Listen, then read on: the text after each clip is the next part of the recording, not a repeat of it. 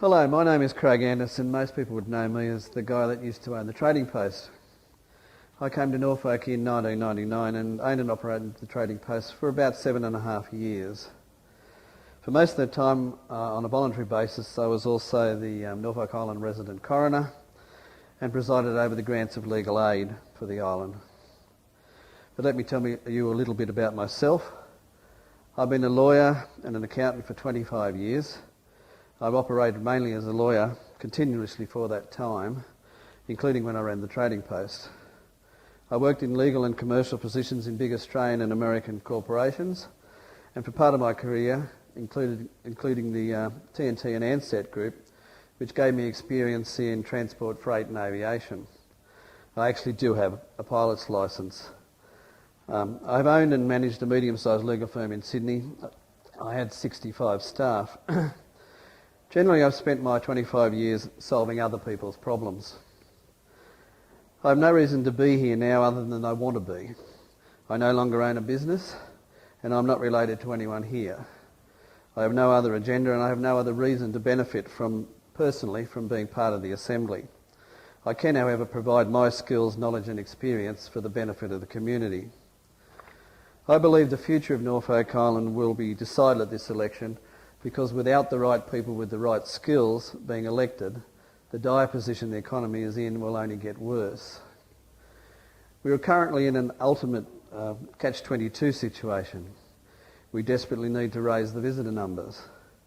To achieve that, we need to have the right product that meets the needs of the visitors. But our product and infrastructure, like our roads, need modernising and upgrading, and to afford that, we need more visitors, hence the catch. The accommodation and shops need to be modernised and upgraded, but to pay for the investment, we need more visitors, hence the catch. To make the airline more viable, we need more visitors, hence the catch. So how do we achieve more visitors? There's no magic wand or easy fix and no immediate solution, and I do not pretend to have the answer. Many people have been trying for several years to solve the problem, and so far we have had a new logo, a new brand, but constantly decreasing visitor numbers. We must find a way to break the catch-22 cycle, and soon. Ideally, a solution would involve assistance from outside, but that is not going to happen. I can run through the areas that everyone is concerned with, like health, welfare, pensions, education, environment, and waste management. All these need attention and more funding. And anyone will tell you how we need a new hospital or higher pensions or high-temperature incinerator. But how will we pay for anything if we cannot increase the visitor numbers and therefore the revenue flow to the government? Many believe that the Commonwealth Government wants to take us over on their terms. I believe we are a pimple on a pumpkin, and in a federal election year we are a distraction they can do without. They do not want us. Why would you agree to take over the island's major costs in return for 1,200 new voters who can have no impact politically? We do need to be concerned about what they have planned for us. We can have input and we need to negotiate with them and not just tell them to go away as earlier assemblies have done.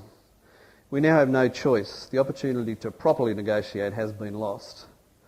We cannot expect Canberra to march in with an open chequebook when we previously maintained we do not need help. Let's attack the main problem now, and if we can achieve change, we'll be able to attack the others more effectively. Let's get on good terms with Canberra and have a serious input into our future. On a personal note, one thing that seriously concerns me is the cost of food. With the 12% GST and inflated waste management levy impacting on prices, this needs to be looked at to see if any relief can be passed on to food pricing, and then get them down to acceptable levels. I'm told the most common foods purchased on Norfolk Island are currently mincemeat, rice, pasta and potatoes. So the government should be looking at making nutrition affordable, or we'll pay later on with our health. We should also be looking at the current Assembly's stupidity in discouraging capital expenditure by business by refusing GST credits.